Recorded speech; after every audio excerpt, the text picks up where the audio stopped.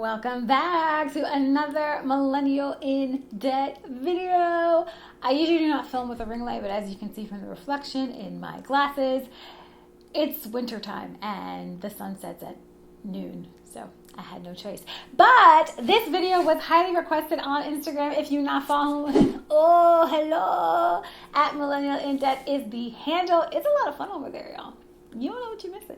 But to my future rich friends in the making, this video is how to negotiate down a debt, especially student loan debt, because they suck. All right. And so if you are not following or subscribed, hit that subscription button below and turn on the notification bell so you get the every single time I upload a video. And you definitely want to join the holiday money saving challenge if you're already not a part of the team, the family. It is a good time. 300 people are saving money to cash fund their holiday spending. So why you not joined? Hit the link. All right, so let's get right into it. I am excited because I hate debt and I don't want to pay it. But what's really important, I say the same thing when we are talking about, fixing your credit score. This is a DIY method. And with this DIY method, you do not have to pay someone to do it. Obviously, it's going to take a lot of time and learning and knowledge, and that's what I'm here to do, to educate you on how to do it. So the first thing is, when dealing with any debt, you don't want it to go to collection. So in order for you to negotiate down a debt, your debt still has to be with your creditor. Creditors will not think about negotiating down any debt unless you are delinquent at least 90 days. They usually are more compliant or willing to negotiate down the debt if you are 5 to 6 months behind on paying. The caveat to that is if you are 5 to 6 months late, even if you're 90 days late, it is going to wreck your credit score. So that is something you want to remember.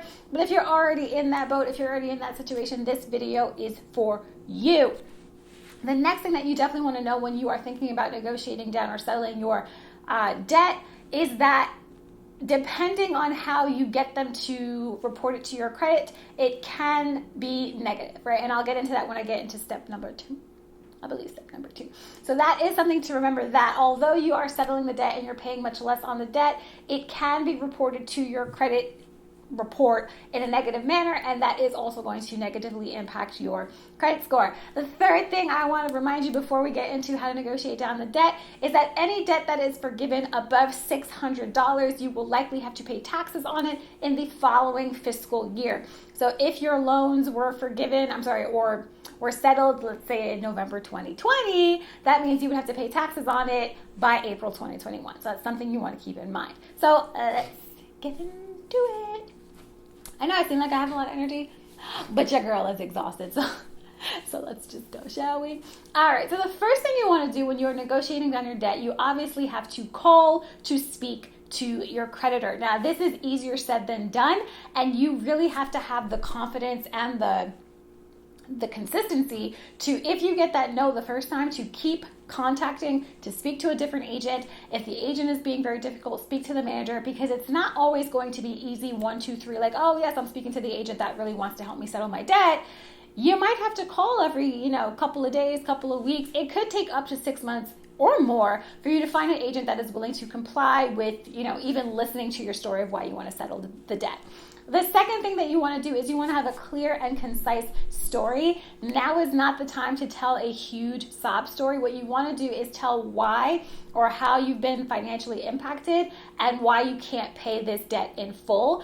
The third step is you want to have a clear number that is going to be your hard limit. Now, what I mean by hard limit is, let's say you have, $100,000 in debt, which sounds crazy, but it's very normal in our country. If you have $100,000 in debt and you know that you cannot afford to pay more than 50% of that debt, meaning you cannot afford to pay more than $50,000 of that debt, then you don't want to start off by saying, I can pay off $50,000, right? This is a negotiation, and you want to be confident in your negotiation skills. So my suggestion is to always start off with, lower than your limit. So if I could pay $50,000, I'm going to start at 30% of the debt. I'm going to start at $30,000, right? Really low ball and work your way up, or make it seem like you're being manipulated to work your way up, even though in your mind you already know that my hard limit was $50,000. The thing that you need to remember with that hard limit, you need to have that lump sum money ready to go, because a lot of times if you do get, if they do agree that, yes, we will settle, whatever, they're going to want that payment, because their thinking is some payment is better than no payment. So if you've been delinquent for 90 days, if you've been delinquent for 5 months, if you've been delinquent for a year, they're like, you know what, we're not getting money out of this person, so let's just take this settlement and take this money instead of just having to chase them and never get anything at all. So that's really the thinking behind settling. Some money is better than no money. So you are going to need to have that lump sum of money ready in order to pay them if they do agree to, that number. The fourth and final thing that you are going to need to do before you give anybody a single red cent when negotiating down your debt is you need to get every single thing in writing. What that means is it's going to hold you accountable, but it's also going to hold the company, the creditor, accountable for the agreement. So if they say, yes, you can pay us $50,000 and you have to pay us in a month, then okay, they can't come back to me in a year or 2 years or 6 months and say, hey, you owe us $50,000 because you borrowed $100,000. Like, no. In writing, we have, this is the terms of our agreement and this is what I had to pay, for you to, whatever, take me off the hook for this terrible debt. And my last little 2 tidbits, I know I said before, I just want to make sure you can, pay down this debt.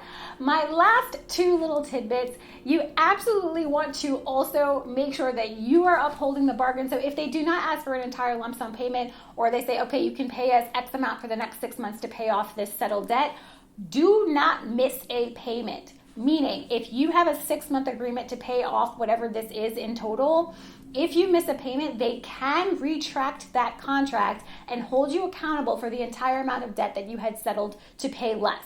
So it's very important that once you have that agreement in writing and you say, okay, I'm going to pay this amount of the debt that I owe, and that's going to be it, and we're going to be on this pay schedule, do not miss a payment. It is very, very, very crucial and important for you to stick to that agreement.